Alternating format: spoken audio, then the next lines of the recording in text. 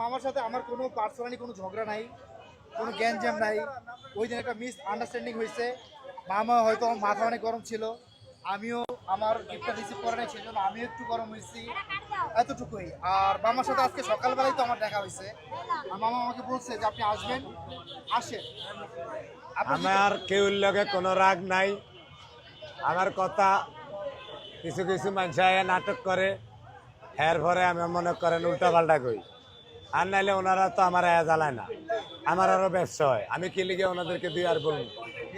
ভাই ভাই আজকে দিনে আপনি মিজান ভাইকে কি বলতে চান বলেন। আজকের দিনে আমি মিজান মামাকে শুধু একটা কথাই বলতে চাই যে মামাই, আমি আমার যে ইন্টারভিউটা ভাইরাল হয়েছে ওয়ার্ল্ড ওয়ে, এটা আপনারা জানেন যে আর আমি যে ব্যবহারটা করছি সেটার জন্য আমি খুবই অনুতপ্ত এবং আমি খুব লজ্জিত। আজকে সকালবেলায় আমি আসার সময় মামার সাথে আমার দেখা হয়েছে, মামাও আমাকে দেখে দূরে চলে আসছে, ঠিক আছে, চলে এসে আমাকে বলছে যে ভাই আমি আপনার সামনে আপনার সম্পর্কে বদনাম করছি, কিন্তু যাই হোক যেটা করছি এটা আমরা কোনো কিছু আর মনে নিয়েন না, আপনি দুপুরবেলা আসেন। তাই আমি দুপুরবেলা আসছি মামার কাছে।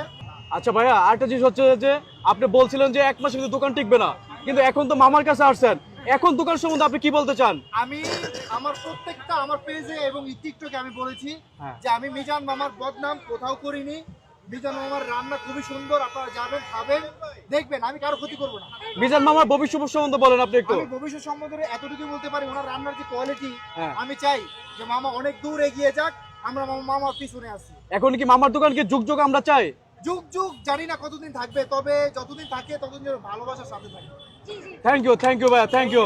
মিজান ভাইয়ের সাথে একটা কোলাকুলি করেন, আমরা দেখতে চাই। এই যে দেখেন বন্ধুরা, এই সেই লোক যে খুবই বলছিল যে মিজান ভাইয়ের দোকানে 1 মাসও থাকবে না, আজকে সে ভাই মিজান ভাইয়ের সাথে মামা বলে ওনার সাথে মিলে গেল।